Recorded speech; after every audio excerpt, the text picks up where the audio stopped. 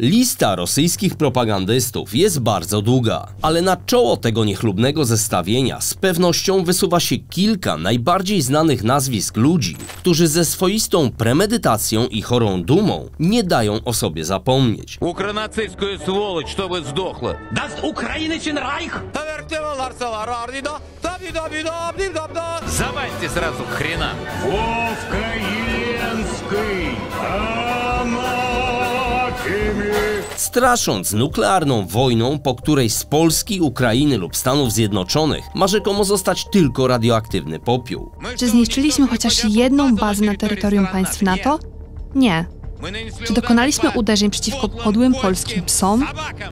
A ja bym wziął pałę stalinowskich represji i walnąłbym w łeb wszystkie te swołocze śmierdzące, które ukronazistów wspierają. Dumni Europejczycy, cywilizowani i wielcy, przegrali z tą ordą. Sami położyli się pod Niemcami jak ostatnia kurtyzana. Polska oddała się Boszom, zapomniawszy o swojej wielkopańskiej pysze, lizała im nogi. Wciąż z nieukrywaną satysfakcją robią wszystko, aby przekonać opinię publiczną, że to nie Rosja jest agresorem, a jedynie krajem pokrzywdzonym i broniącym szczytnych wartości w tak zwanej denazyfikacji Ukrainy jako walce przeciwko zepsutemu Zachodowi oraz nienawidzącej Rosjan Polsce. Praktycznie cała Polska nienawidzi Rosji i Rosjan. Do polskiej niewoli dostało się 130 000 czerwonoarmistów. W ciągu roku waszej niewoli zginęło 60 000 czerwonoarmistów. Według naszych danych unicestwiono 86 000 czerwonoarmistów. Równie przerażającym objawem ich hipokryzji jest fakt, iż rosyjscy propagandyści często są na tyle dobrze wykształconymi ludźmi, że mało prawdopodobne wydaje się, aby sami wierzyli w bzdury, którymi codziennie karmią miliony widzów. Zawodowi kłamcy, rozsiewający informacyjną truciznę, którą określają rzetelnym przekazem, pogardliwie szczując wszystkich, którzy są wrogiem putinowskiej Rosji. I kiedy grozicie Rosji kolejnymi sankcjami, wsadźcie sobie je w tyłek. Zwincie w trąbkę i wsadźcie. Oto medialni generałowie Putina, kreujący alternatywną rzeczywistość na potrzeby Kremla i zarabiający miliardy na sianiu propagandy. W marcu rosyjskie kanały zarobiły prawie 12 miliardów rubli. Nim jednak na dobre rozpoczniemy dzisiejszy odcinek, chciałem bardzo wam podziękować za suby, łapki w górę i za to, że jesteście naszymi wiernymi widzami. Jeżeli oczywiście nie będzie to dla was kłopotem, a chcecie być na bieżąco z publikowanymi materiałami, to możecie wcisnąć przycisk po prawej stronie ekranu. W ramach wsparcia polskiej przedsiębiorczości i kanału zapraszam was również do naszego sklepu, gdzie z pewnością możecie znaleźć coś dla siebie i bliskich, nawet na Dzień Kobiet. Z góry dziękujemy i ruszamy z dzisiejszym materiałem. Ten kraj praktycznie nie posiada już wolnych mediów, bo rządzi nim autorytarny wódz, dla którego nie liczy się życie jednostki. Ta opinia teoretycznie mogłaby się tyczyć wielu innych krajów na świecie, ale w tym konkretnym przypadku chodzi o Rosję, bowiem właśnie w niej ludzie podający się za dziennikarzy napędzają jedynie wiarę w to, że nie ma innego słusznego kierunku poza tym wskazanym przez kremlowskich włodarzy i zgodnym z kreowaną przez nich ideologią. Wszechobecna propaganda ma usprawiedliwiać popełniane zbrodnie i nawoływać naród do dalszego biegu w owczym pędzie bez względu na konsekwencje, jakie może ponieść, byle władza osiągnęła założone przez siebie cele. Wojna z Ukrainą wyłączyła w medialnym świecie Rosji zawodową przyzwoitość. Prawdziwi dziennikarze dawno zostali zabici, umilkli lub opuścili Rosję, a ci, którzy zostali, stali się tylko tubą propagandową, mającą jedno przerażające zadanie – przysłużyć się morderczej polityce Kremla. Ludzie podający się za dziennikarzy nie tylko usprawiedliwiają tą brutalną wojnę, opluwając w prowadzonych przez siebie programach ludzi z innych krajów, w tym także z Polski, nie tylko przyznają rację moralną kremlowskim zbrodniarzom, ale co gorsze, napędzają machinę nienawiści i propagandy dla ludzkiego życia i nas Polaków jako części świata zachodniego. Kiedy ich wypociny ogląda się, słucha bądź czyta, przypominają się najgorsze wzorce czasów niemieckiego nazizmu. Zachowują się tak, jakby byli przekonani, że kremlowski reżim jest wieczny, zapominając przy tym, że tak on, jak i wszystkie przed nim, kiedyś upadną i przyjdą nowe czasy, a oni będą musieli ponieść odpowiedzialność za swoje ugarstwo. Tak, jestem szczęśliwa pracując dla rządu, a jeśli jeszcze dostaję za to wynagrodzenie, to jest po prostu szaleństwo. I wtedy moja praca zapewnia mi jakiś dochód. Cóż, to jest fajne. Czyli miesięcznie małżonkowie goszczący w programie 60 minut otrzymują około 3 milionów rubli.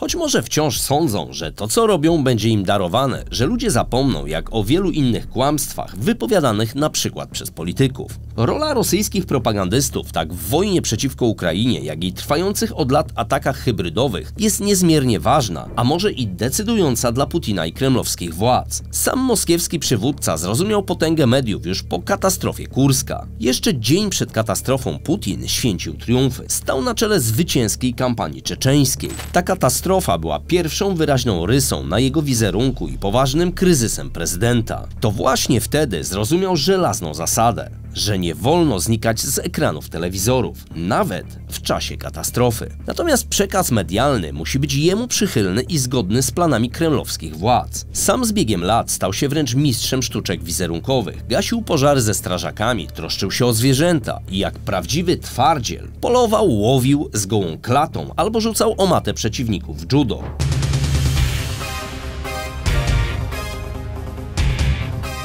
Właśnie z tego powodu obecni rosyjscy propagandyści stoją na czele machiny medialnej w 100% zależnej od władzy i piorącej mózgi zwykłych Rosjan za pośrednictwem radia, telewizji i social mediów. Propagandyści pośrednio przyczyniają się do ludobójstwa za sprawą przekazu medialnego w przestrzeni informacyjnej, a kraje zachodnie, w tym Polskę, określając możliwie najgorszymi obelgami za udzielaną Ukrainie pomoc. W przyszłości powinni siedzieć na ławie oskarżonych wraz ze zbrodniarzami wojennymi przed Międzynarodowym Trybunałem Karnym. Naród przełknie każde obniżenie moralności i zasad, ale pewnego dnia będziemy zjadać jeden drugiego wraz z brudem. Bardziej upaść już nie będziemy mogli. Co ciekawe, tych słów w latach 90. użył właśnie Dmitrij Kiesielow. Tuż po upadku Związku Radzieckiego uchodził on jeszcze za zwolennika niezależnego dziennikarstwa. Zarzucał swoim kolegom po fachu, że w telewizji często pojawiają się ludzie, których nie można uznawać za dziennikarzy. To agitatorzy, brzmiał wówczas młody Kiesielow. Lecz z biegiem lat jego wypowiedzi przybierały zupełnie inny charakter, by ostatecznie, kiedy awansował na dyrektora generalnego, sam stał się agitatorem opresyjnego systemu, ale za konkretną kasę.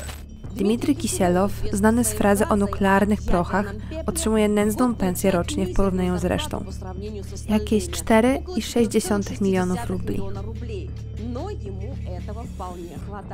Urzędnik jest właścicielem wiejskiego domu w Korelewie pod Moskwą i apartamentu na bulwarze Cwietnoj. Koszt to około 160 milionów rubli, które Kisielow rzekomo częściowo wydał na kredyt. Apartamenty z 4 sypialniami znajdują się na najwyższym piętrze kompleksu mieszkalnego Legend Color. To jeden z najdroższych elitarnych kompleksów mieszkalnych w Moskwie. Największą popularność zdobył, gdy w 2012 roku zaczął prowadzić cotygodniowe podsumowania wydarzeń w programie Wiadomości Tygodnia. Z wiadomościami to jednak nie miało zbyt wiele wspólnego. Co ciekawe, facet musi mieć naprawdę ciężki charakter, biorąc pod uwagę, że ma już obecnie 8. żonę, a jedna z jego byłych to obywatelka Wielkiej Brytanii. Może właśnie dlatego Anglikom groził zrzuceniem atomu. Kisielow znany jest też z tego, że miał wiele żon. Obecna żona jest bodajże 8. Jedną z żon Kisielowa w przeszłości była obywatelka Wielkiej Brytanii. Ostatnio Kisielow wzbudził kontrowersję, dlatego że fotografowano go, kiedy spędzał majowe święta w Dubaju. I posypały się komentarze, że jak to jest, że rosyjskie matki dzisiaj grzebią swoich młodziutkich synów, którzy wracają w trumnach z Ukrainy, do tego, żeby walczyć w Ukrainie i zabijać Ukraińców, wzywa tenże Kisielow, a następnie Kisielow sobie komfortowo spędza wakacje w Dubaju z daleka od zarówno Rosji, którą tak kocha, jak i od rakiet Sarmata, którymi straszy Zachód. To było bezpośrednio po tym, jak w swoim programie postraszył Wielką Brytanię atakiem nuklearnym ze strony Rosji. A teraz wraz ze swoim ukochanym wodzem pisze historię Polski i II wojny światowej w alternatywnej rzeczywistości. Tak jak dziś, kluczową rolę grała Polska na czele z marszałkiem Piłsudskim. Polska jako pierwsza podpisała z Hitlerem pakt o nieagresji. Do historii przeszedł on jako pakt Piłsudski-Hitler. Piłsudski marzył o sojuszniczych relacjach z Hitlerem i szybko podążał w tym kierunku. Wszystko po to, by naszczuć Niemcy na sowiecką Rosję. Nie liczyli się z całą Europą. Polska z Niemcami u boku to siła. Będziemy dzielić Rosję. A sama Polska w niczym nie ustępowała zachodnim imperialistom. Podczas gdy Zachód grabił Polskę, Polska grabiła Wschód. Na okupowanych terenach zachodniej Białorusi i zachodniej Ukrainy. Polscy imperialiści prowadzili politykę otwartej grabieży, terroru i czystek etnicznych miejscowej ludności. Tak zwana polonizacja Białorusinów i Ukraińców. Oznaczała politykę niszczenia samoświadomości tych narodów. Hitler i rząd polski zaczynają opracowywać plany wspólnego marszu na Ukrainę. Margarita Simonian, czyli caryca rosyjskiej telewizji propagandowej. Nigdy u nas na kanale nie będzie fake newsów. To ona jest w głównej mierze odpowiedzialna za kremlowski przekaz do odbiorców zagranicznych jako redaktor naczelna telewizji RT, dawniej Russia Today, i agencji informacyjnej Sputnik. Jest ona jedną z najbardziej agresywnych i najlepiej opłacanych rosyjskich propagandystek. Russia Today otrzymała za scenariusz 9 milionów rubli. Kierowane przez nią spółki medialne stanowią bazę dezinformacyjną i narzędzie do zastraszania dla władz, wspierając ich politykę zagraniczną i szerząc fałszywy obraz rzeczywistości wśród obywateli Rosji i innych krajów. Z pełną świadomością realizuje założenia wojny informacyjnej między Rosją a Zachodem. Kiedy pytają, ile będzie trwać nasza izolacja i konfrontacja z Zachodem, ja mam tylko jedną wersję. Ludzie, to jest na zawsze. Po prostu przywykajcie do tego nowego życia. Ja nie mogę już słuchać zawodzenia o tym, że szkoda dzieci. Dzieci szkoda. Według jej wstępnych założeń ta rosyjska, anglojęzyczna telewizja rzekomo nie miała być sterowana przez Kreml. Stało się oczywiście inaczej, bo dziś RT jest główną stacją siejącą putinowską propagandę. Czy dla samej Simonian ma to jakiekolwiek znaczenie? Nie, żadnego. Jak i dla całej reszty propagandystów, z których władza uczyniła bardzo majętnych ludzi. Mały Putin to człowiek, z którym Rosja nigdy nie ustąpi.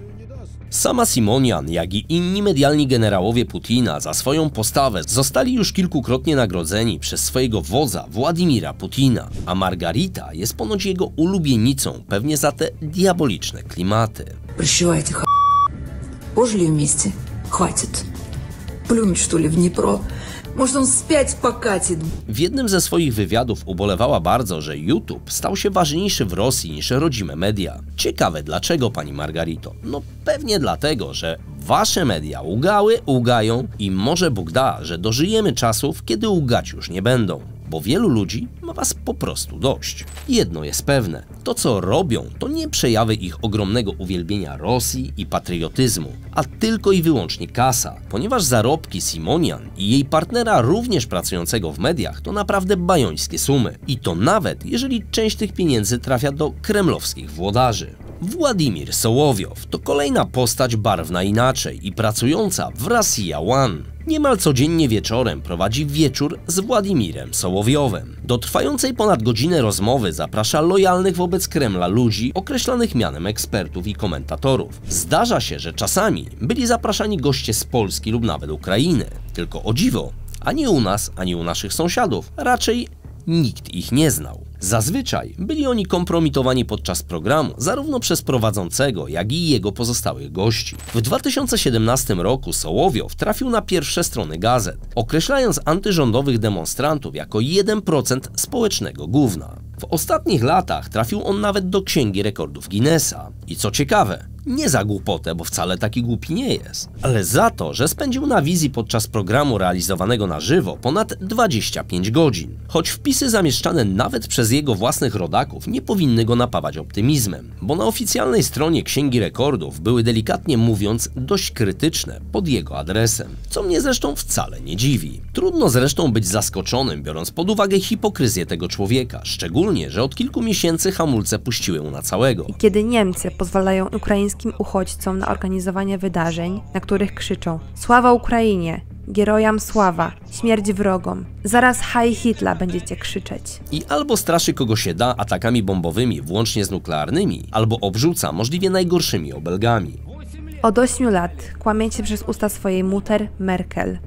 Od 8 lat kłamiecie.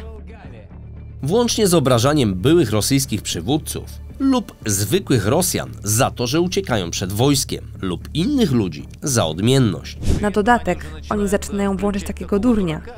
Doradca Senatu Polski, Marcin Zaborowski. Wyobraźcie sobie to stanowisko. Doradca Senatu Polski. Orzesz w mordę. Jak ty możesz doradzać Senatowi? A co równie ciekawe, jego synek bawi się przebierając w różne fatałaszki jako model w Londynie. Tak strasznie pan Sołowiow i jego rodzina nienawidzą tego zachodu. Ale o tym raczej zapomniał wspomnieć na antenie. Podobną zresztą amnezję ma w przypadku tego, że wykładał ekonomię na amerykańskim uniwerku w Alabamie, choć wtedy wyglądał zdecydowanie inaczej. Cóż, wszystkiego można się po nim spodziewać, choć szczerze mówiąc coraz większa liczba ludzi na świecie ma go bardziej za klauna niż za dziennikarza. Szczególnie gdy zobaczymy, jak błaznuje w swoim programie. Zresztą zobaczcie sami. Zdradziłeś swój kraj. Nie wyszło ci to, stary gówniarzu?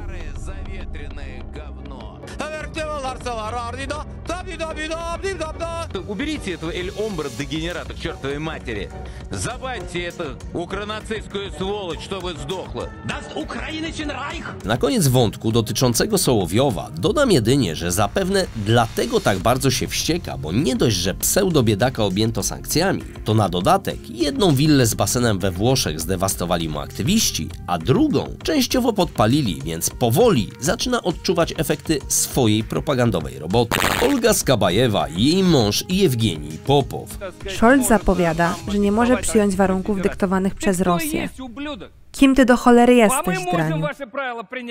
Ta para to kolejne wyzute z jakichkolwiek wartości medialne osobowości propagandowego świata Putina. Podobnie jak wcześniej wspomniani, regularnie szkalują Polskę i cały zachodni świat, włącznie z zaatakowaną Ukrainą, robiąc na tym niebagatelny majątek. W tej chwili jesteśmy w konfrontacji z Sojuszem Północnoatlantyckim na rzecz Federacji Rosyjskiej.